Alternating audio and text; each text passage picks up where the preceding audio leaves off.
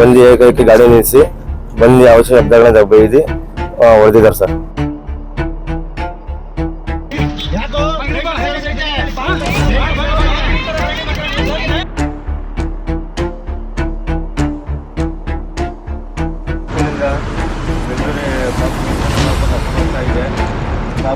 ತುರ್ತು ಚಿಕಿತ್ಸೆಗಾಗಿ 5 ತಿಂಗಳ ಮಗುವನ್ನು ಆಕ್ಸಿಜನ್ ಮೂಲಕ ಖಾಸಗಿ ಆಂಬ್ಯುಲೆನ್ಸ್ನಲ್ಲಿ ಬೆಂಗಳೂರಿನ ವಾಣಿ ವಿಲಾಸ್ ಆಸ್ಪತ್ರೆಗೆ ಸಾಗಿಸುವ ವೇಳೆ ಕ್ಷುಲ್ಲಕ ವಿಚಾರಕ್ಕೆ ಆಂಬ್ಯುಲೆನ್ಸ್ ಚಾಲಕನ ಮೇಲೆ ನೆಲಮಂಗಲ ಜಾಸ್ ಟೋಲ್ ಬಳಿ ಯುವಕರ ಗುಂಪೊಂದು ಖ್ಯಾತೆ ತೆಗೆದು ಹಲ್ಲೆ ನಡೆಸಿದ್ದಾರೆ. ಇಲ್ಲಿ ಗಾಡಿ ಓವರ್ಟೇಕ್ ಮಾಡ್ಕೊಂಡ್ಬಂದು ಗಾಡಿ ಅಟ್ಯಾಚಿ ಮಾಡೋದು ಪಾಪು ಸೀರಿಯಸ್ ಇದ್ದರೆ ಟೋಲ್ ಹತ್ರ ಬಂದಾಗ ಬಂದು ಏಕೈಕಿ ಗಾಡಿ ನಿಲ್ಲಿಸಿ ಬಂದು ಅವಶ್ಯ ಶಬ್ದಗಳನ್ನ ಬೈದು ಹೊಡೆದಿದ್ದಾರೆ ಸರ್.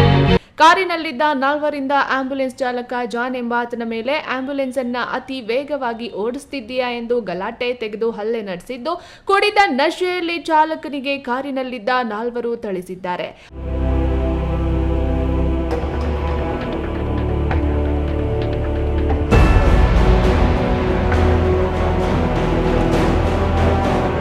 ಅಲ್ಲದೆ 5-6 ಕಿಲೋಮೀಟರ್ ಚೇಸ್ ಮಾಡಿ ಟೋಲ್ ಬಳಿ ಆಂಬ್ಯುಲೆನ್ಸ್ ನಿಂತಾಗ ಚಾಲಕನ ಮೇಲೆ ಹಲ್ಲೆ ನಡೆಸಿದ್ದಾರೆ.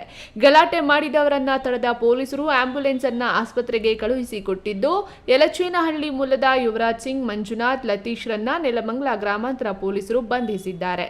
Ram Prasad, KRE news TV, Nelamangala.